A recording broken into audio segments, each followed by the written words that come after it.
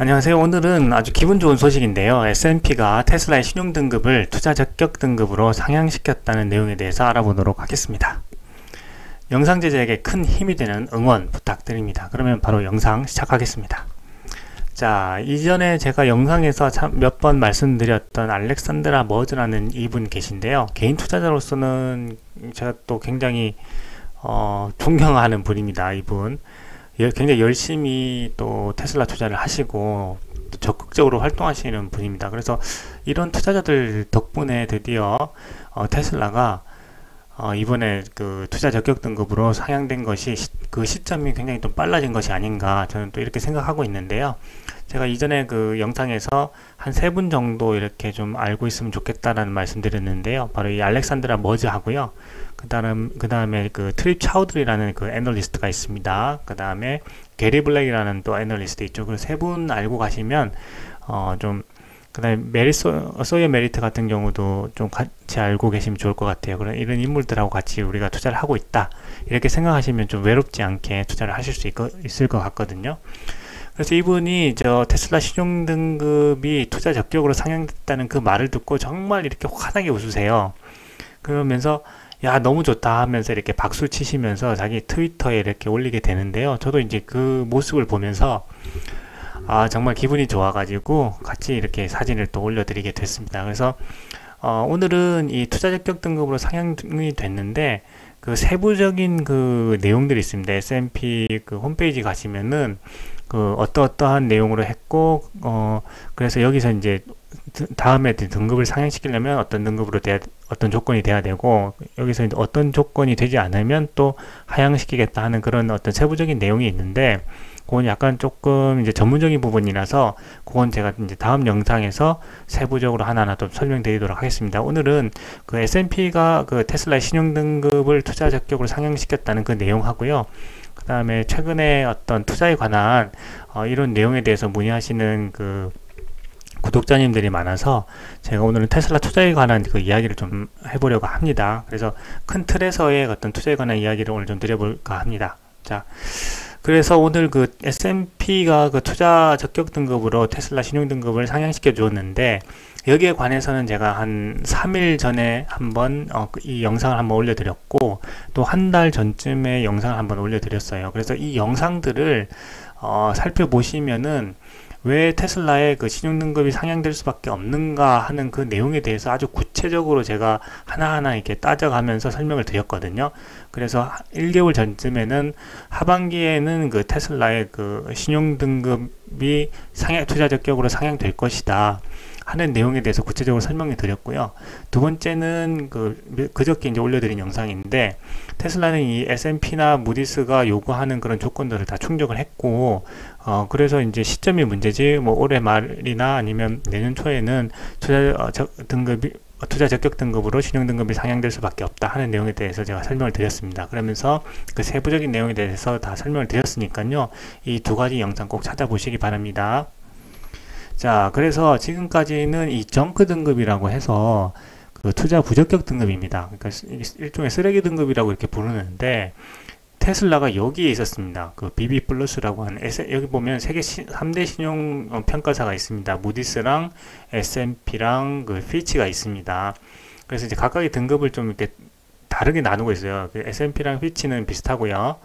무디스는 좀 자기들 기준이 있거든요. 그런데 이렇게 이제 구분을 할 수가 있습니다. 새 신용평가사의 신용등급을 가지런히 놓고 이제 분류를 해보면 이렇게 분류를 할 수가 있고요. 테슬라는 여기 이제 S&P 기준으로는 BB 플러스에 있었습니다. 투자 부적격 등급이었어요. 그래서 투자 적격 등급으로 가야 한다. 그래야만 기관 투자자들이 자기 포트폴리오에 대량으로 편입할 수 있다. 이런 내용을 제가 지난 영상에 설명드렸습니다.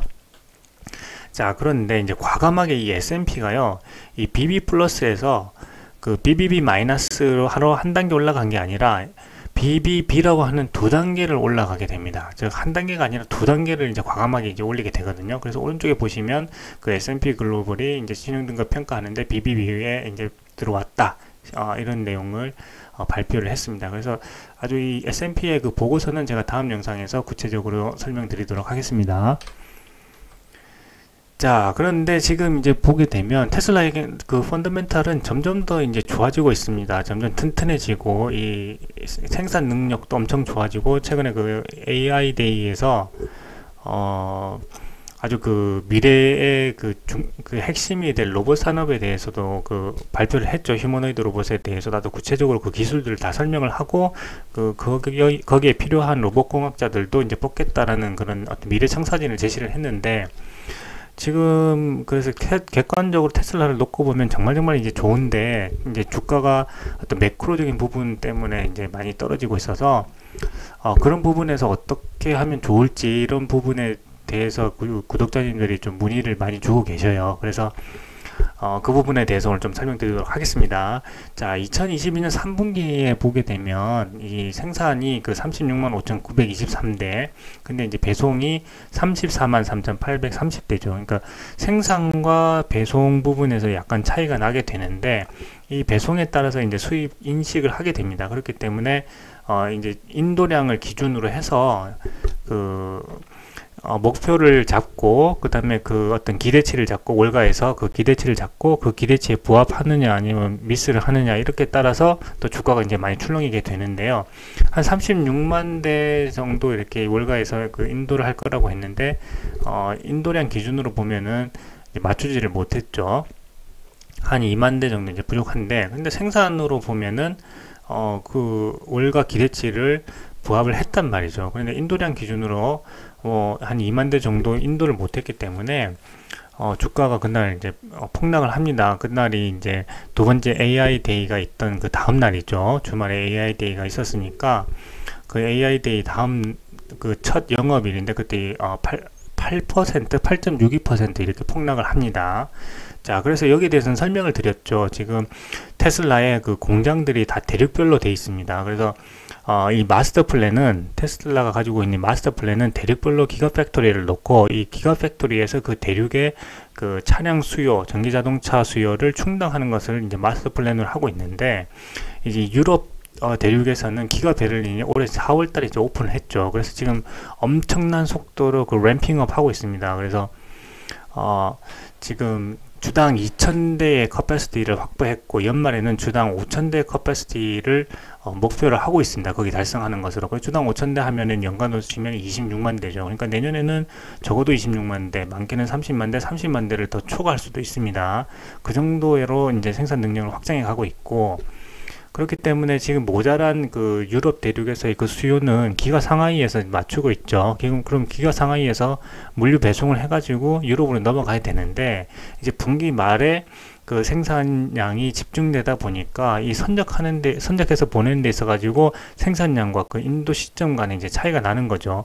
그 시점에 따라서 지금 한 2만 대 정도가 지금 차이가 나고 있는데, 이거는 일정한 그 시점의 문제인 거지. 결국 주문돼서 고객에게로 가고 있단 말이죠. 그럼 그게 이제 4분기에 인도가 되니까 그 약간의 시점의 차이, 그것일 뿐인데 이걸 굉장히 큰 어떤 문제점이 있는 것처럼 일제히 그 보도를 하면서 주가가 그렇게 크게 폭락을 했습니다. 그죠? 그리고 어떤 사람들은 또 이제 매크로적인 부분에 대해서 불안감을 또 가지고 있기도 하고, 또 이제 AI 데이가 자신의 어떤 기준에 좀 미치지 못하고 좀 미흡했다 이렇게 평가하시는 분들도 있고, 뭐 다양한 요소로 그 주식시장이 이제 반영이 된 것 같습니다. 그런데 이 펀더멘탈 보게 되면 굉장히 튼튼해지고 있어요. 그래서 이 부분에 대해서는 제가 앞에 영상에서 이제 설명을 충분하게 드렸습니다. 그래서 일시적인 어떤 시점의 차이지 결국 다 1, 2주면은 또 이제 배송이 됩니다. 1, 2주나 또 길게는 뭐 3, 4주면은 생산이 됐기 때문에 지금 인도 중이기 때문에 고객에게 이제 인도가 되기 때문에 됩니다. 그러면 4분기에 이제 반영이 되는 거예요. 그렇기 때문에 시점 차이지 이게 펀더멘탈 문제는 아니다라고 설명을 드렸었습니다. 자, 그래서 분기별로 이렇게 고객 인도량, 차량 인도량을 보게 되면 이제 폭발적으로 지금 증가하고 있죠. 최근에 그 올해 2분기에는 그 중국의 제로 코비드 정책으로 인해서 한 달 동안이나 공장을 이제 셧다운 시켜버리고, 7월 달에 가서는 이 부족한 생산량을 메꾸기 위해서 또 업그레이드를 하기 위해서 또 한 2주 동안 조립 라인을 또 쉬게 됩니다. 그 정도로 이제 생산 손실이 있었음에도 불구하고 올해 초에 이제 목표로 했던 한 145만 대, 150만 대 이상, 지금 150만 대 수준까지 또 갈 수 있지 않을까 이렇게 예측을 하고 있습니다. 그래서 제 기준으로는 한 145만 대 정도 하지 않을까 생각하고 있는데, 그 정도로 이렇게 지금 폭발적으로 증가하고 있고, 내년에는 200만 대가 넘어가겠죠. 이제 기가 오스틴하고 기가 베를린에서 지금 엄청난 속도로 커패시티 확장하고 있으니까, 내년에는 200만 대 넘어서 40만 대까지도 이제 목표를 생각해 볼 수가 있습니다. 그 정도로 이제 펀더멘탈 튼튼해지고 있어요. 자, 그래서 이거는 앞에 영상에서 제가 이제 올해 한 145만 대 정도 생각하고 있다 하는 부분, 그 다음에 여기 트립 차우들이라는 그 애널리스트가 또 실제로 기가 오스틴과 프레먼트 공장에 가가지고 자신의 눈으로 확인하는 거죠. 지금 생산이 잘 되고 있는지, 그 다음에 생산이 잘 돼서 또 고객에게 잘 인도되고 있는지, 그리고 거기서 일하는 직원들은 열심히 하고 있는지, 이거 공장에 직접 자기가 찾아가서 눈으로 다 일일이 확인하고, 확인한 것을 토대로 해서 4분기에는 50만 대가 넘는 인도량을 낼 수 있을 것이다 라고 해서 여기에 대해서 이제 과감하게 그 4분기에는 50만 대를 초과한 그 인도량을 실적을 달성할 것이다 하고 예측을 이제 한 거죠. 그 리포트를 발표했기 때문에 거기에 근거해서 한 145만 대 정도 되지 않을까, 연말에 그 올해 2022년에 그 테슬라 차량 인도량에 대해서 예측해 보았습니다. 자, 그리고 실제로 그 기가 베를린에서도 엄청나게 노력하고 있습니다. 올해 4월 달에 이제 공장을 오픈을 했고요. 그래서 불과 한 2달 사이에 그 2교대 시프트를 완성을 하고, 그 노하우를 가지고 연말에는 이제 3교대 시프트를 완성한다고 합니다. 그렇게 되면은 주당 5,000대 커패시티에 도달할 수 있다. 그래서 직원들이 이렇게 정말 열심히 일하고 있다, 이런 내용에 대해서 설명을 드렸고, 이러한 내용들이 다 토대로 해서 S&P가 과거에 테슬라의 신용등급을 상향시키려면 한 2가지 조건을 만족시켜야 된다고 했는데, 첫 번째는 베를린과 오스틴의 생산 능력이 높아지는 거고, 두 번째는 에비타 마진율이 18% 이상 돼야 된다고 하는 건데, 이 2가지는 벌써 완성을 했다, 더 충족을 했다. 그렇기 때문에 신용등급 상향은 시간의 문제다. 이 부분에 대해서 제가 설명을 충분히 드렸었죠. 자, 그래서 에비타 마진율이 그 최근 분기에 20.2%죠. 18%를 요구를 했는데 20.2%. 그리고 2021년 3분기 때 그때 이 에비타 마진율이 벌써 20%를 넘습니다. 그래서 보시게 되면 20%, 19%, 23.9%, 2분기에 20.2%, 이번에는 에비타 마진율이 더 높아지겠죠. 그리고 4분기는 더 높아질 거고요. 그렇기 때문에 이미 이제 이런 조건은 충족을 했다라고 말씀드렸고, 이 과거의 그 애플의 역사에 대해서 또 설명을 드렸습니다. 그래서 이 애플이 신용등급이 투자 적격으로 되는 데까지 굉장히 오랜 시간이 걸렸습니다. 그때도 애플은 굉장히 혁신적인 기업이었어요. 그래서 이 혁신적인 기업이 세상을 바꿀 것이다 라고 생각하고, 이 초기에 투자자들이 계속해서 신용등급을 상향시켜 달라고 요구를 합니다. 지금 테슬라 하는 것과 마찬가지예요. 그 당시에도 보시게 되면은 96년 2월, 그죠? 96년 3월, 96년 5월, 97년 2월, 98년 6월, 99년 5월, 2000년 7월까지 계속해서 그 투자 부적격으로 등급을 냅니다. 자, 그런데 보시게 되면 2013년 4월에 가서 이제 투자 적격 등급으로 상향을 시켜줍니다. 그죠? 자, 그러고 나서 이 시점 기준으로 보게 되면 2013년 4월에 그 투자 적격 등급으로 편입된 이후에 기관 투자자들이 그럼 자기 포트폴리오에 대량으로 이제 편입을 시키겠죠. 그렇게 되면서 애플의 주가가 이제 폭발적으로 증가했다. 이런 역사에서 우리가, 그렇다면 테슬라도 투자 적격 등급이 되고 나면 기관 투자자들이 훨씬 더 많은 양을 자기 포트폴리오에 편입을 할 거고, 그렇게 되면 주가도 충분히 상승할 여력이 있다. 그 시점이 폭발적으로 증가하는 시점이 올 수 있다. 이런 내용에 대해서 설명을 드렸었고요. 그렇게 된다면 정말 지금 그 기관 투자자들은 그럼 테슬라의 주식을 얼마나 갖고 있는가에 대해서 제가 설명을 드렸죠.